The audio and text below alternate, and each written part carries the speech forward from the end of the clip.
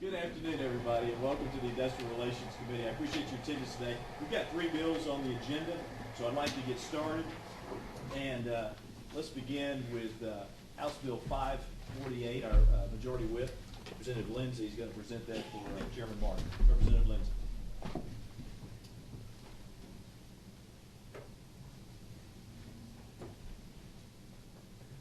Thank you, Mr. Chairman. Chairman Martin had a conflict this afternoon and asked for me to present the bill for him. I bring before you House Bill 548, which is essentially is adding 3 lines to 3491, simply stating individuals who are parties to a franchise agreement as set out by the FTC franchise disclosure rule shall not be deemed employees for purposes of this chapter. What this basically does, and there are essentially two kinds of franchises. One is product distribution franchise, and you're most familiar with something like Coca-Cola or Ford Motor Company would be that kind. The other one kind is a business format franchise, such as McDonald's or other fast food or service or business services type of franchises. All this bill essentially does is apply some common sense to the workers' comp rules and clarifies that a employee of a franchisee shall not be considered an employee of the franchisor for workers' comp purposes. That's essentially what the bill does. Any questions from members of the committee? Any questions?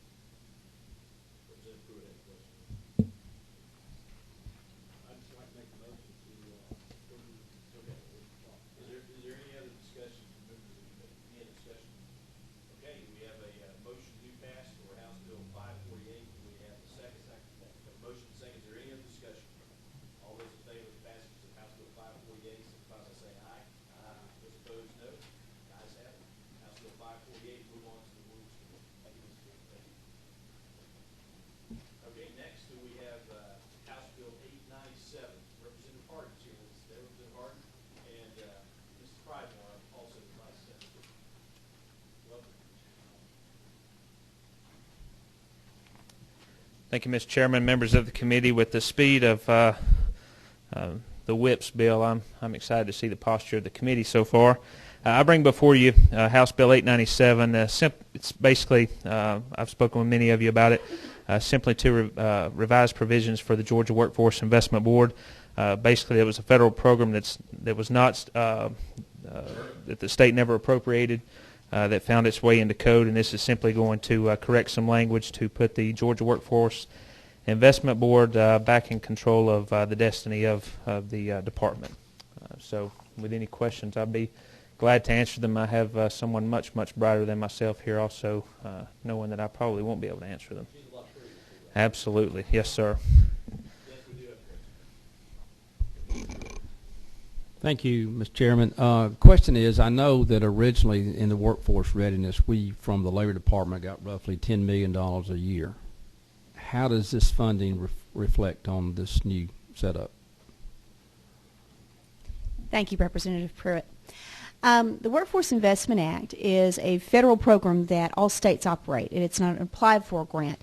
It's similar to Medicare or Medicaid. State operates on behalf of the federal government.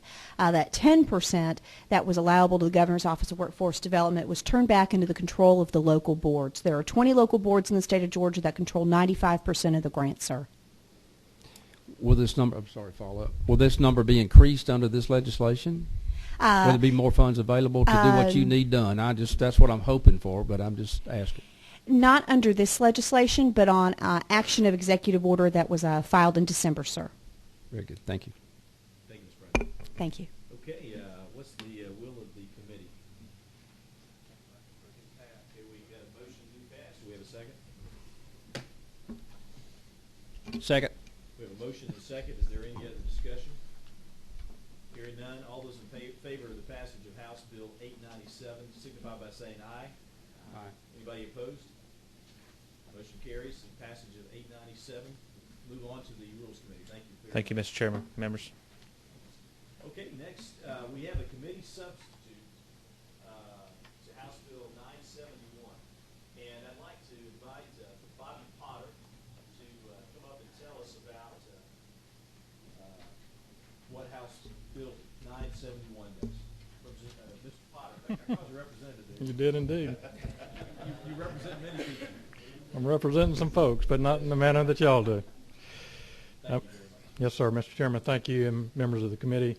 You had asked me to say a word or two about the advisory committee and its process, and let me start by doing that. Some of you have probably heard this spiel before, others may not. But within the world of workers' compensation, there's a chairman's advisory committee.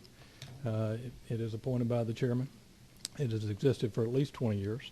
It involves stakeholders in the system, self-insurers, insurers, employers, claimant lawyers, defense lawyers, doctors, rehab folks, members of the board, a little bit of everybody. The idea has been to help tweak the statute to provide stability over time and hopefully avoid legislative free-for-alls, and that's been mostly successful since 1992.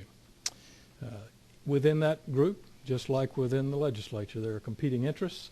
There are changing dynamics from time to time. You throw in a Court of Appeals or a Supreme Court decision that affects folks within the system. There's plenty of time to discuss items.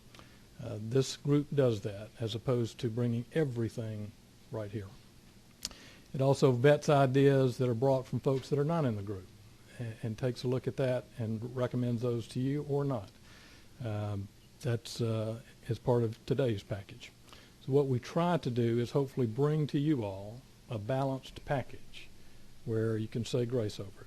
And we say that knowing that this group is appointed by the board. It's really an agency package in the first place that we bring to you, and we recognize and do not preempt the part where you all have the red button and the green button and have to do the job that you have to do. So having said that, this is the package that we bring to you, 971. Just advisory board members present today, if there are, just see who you are. Okay. Thank you. Thank you for coming. Appreciate it. So a number of folks here and a number of folks participated in this process. The bill that came out of this process had 9 provisions in it. The bill before you has 5 provisions in it. The bill that came out of this process had everybody's agreement with these 9 provisions. We had substantial conversation with that after it was initially drafted. Had some conversation with Chairman Hembry, and with one of those items, he had indicated that it was premature to present that, and that was not made part of this package. As a result of that, the package was a little bit out of balance. So there's been ample conversation in the last 2 weeks to discuss what is in, what is out, what makes sense to go forward. The board has asked for the provisions that are remaining. I would call these basically housekeeping, and I would mention a couple of things to you and then go through that bill if that works for you. So the bill that is presented to you is endorsed by the state board and recommended to you by the board for your adoption.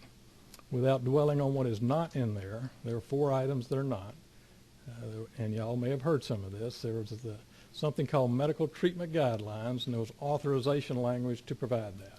That is not in this bill at this point. There were some rate increases for temporary total and temporary partial disability. That was going to be kind of a part of a balance package. That is out of this bill right now. And there was some language that addressed a Court of Appeals decision that had to do with access to a treating physician, interpreted in a variety of ways by a variety of different people.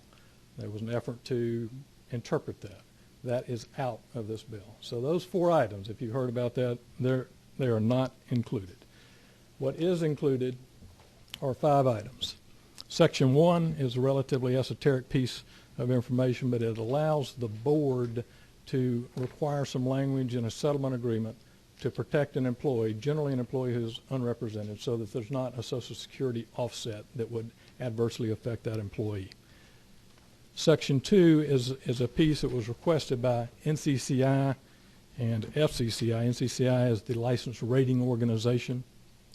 This is a piece that removes a requirement for paper submissions and replaces it with electronic in the electronic world. So this information now is available electronically.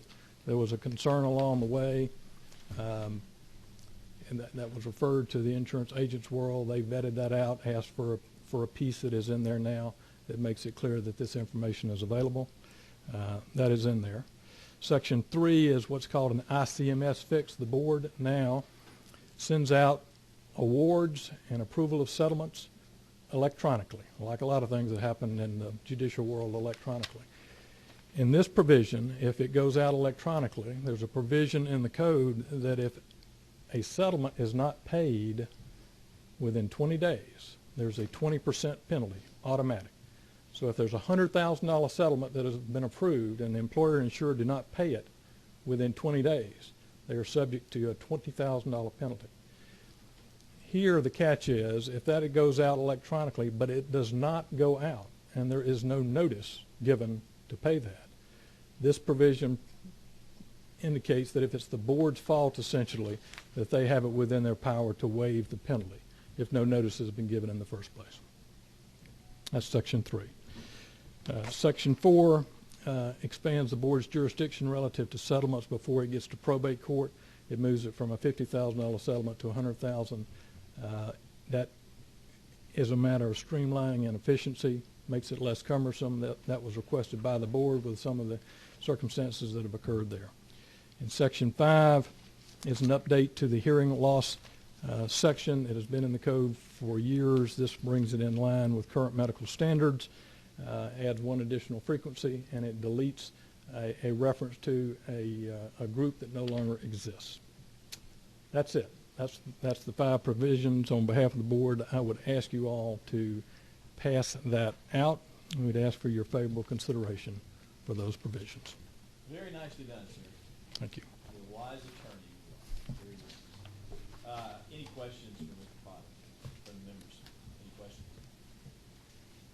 Okay. Thank you all. Thank you, sir. Okay, the Industrial Relations Committee offers the following substitute House Bill 971 LC 362120 ERS. What's the will of the committee? Make a motion to approve. Okay, we had a motion. We have a second. Second. We have a motion to second for the passage of the Industrial Relations substitute to House Bill 971. All those in favor signify by saying aye. Aye. Those opposed, no. The ayes have it. Substitute House Bill 971 will move on to the Rules Committee. There's no other work to be done by the Industrial Relations Committee. We're hereby adjourned.